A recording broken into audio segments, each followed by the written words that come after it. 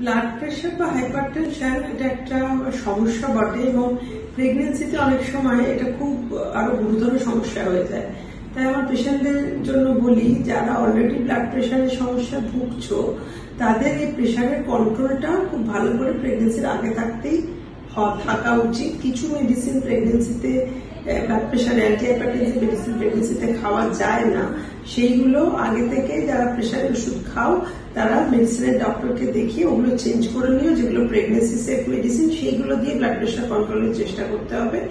আর pregnancy চলাকালীন ওই medicine গুলো কন্টিনিউ করতে হবে। কখনো চেষ্টা করবে না যে আমার প্রেশার নর্মাল আছে বা একটু কম লাগছে বলে আমি প্রেশার ওষুধ খাবো না, এই ভুলটা কখনো করবে না। আর হচ্ছে তোমার প্রেগনেন্সির শেষের দিকে প্রেশার অনেক সময় বাড়তে থাকে। যাদের আগে প্রেশার ছিল না এরকম অনেকের প্রেশার ডেভেলপ করে, যাকে আমরা বলি প্রেগনেন্সি ইনডিউসড হাইপারটেনশন। তাদেরও কিন্তু মেডিসিন লাগে ব্লাড প্রেশার কমানোর জন্য। এবং একটা ডেটের মধ্যে আমরা চেষ্টা করি যাতে বাচ্চাকে সুস্থভাবে ডেলিভারি করে নিতে পারি, অনেকদিন অব্দি ওয়েট না করে।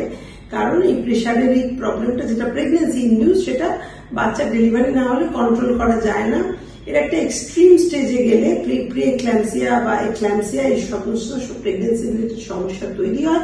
বাট এগুলোকে আমরা যদি আগে থেকে ঠিক মতো ম্যানেজ করতে পারি, অনেক আল্ট্রাসাউন্ড মার্কার রয়েছে যেগুলো আজকাল চেক করা হয়। আল্ট্রাসাউন্ডের কিছু ডপলার মার্কার, কিছু ব্লাড টেস্ট, যেগুলো দিয়ে আমরা প্রেডিক্ট করতে পারি কারা এটা ডেভেলপ করতে পারে, তাদের সেইভাবে ম্যানেজ করার চেষ্টা। তাহলে এখন আমরা এটার ইফেক্টিভ ম্যানেজমেন্ট অনেক ভালো করতে পারি। কিন্তু যারা অলরেডি হাইপারটেনসিভ তাদের প্রেশার খুব সুন্দর করে কন্ট্রোল অবস্থায় প্রেগনেন্সি নিও এবং প্রেগনেন্সি চলাকালীন সুন্দরভাবে কন্ট্রোলে রেখো উইথ দ্য মেডিকেশন, এবং রেগুলার ব্লাড প্রেশার চেক করাটা ভীষণ জরুরি।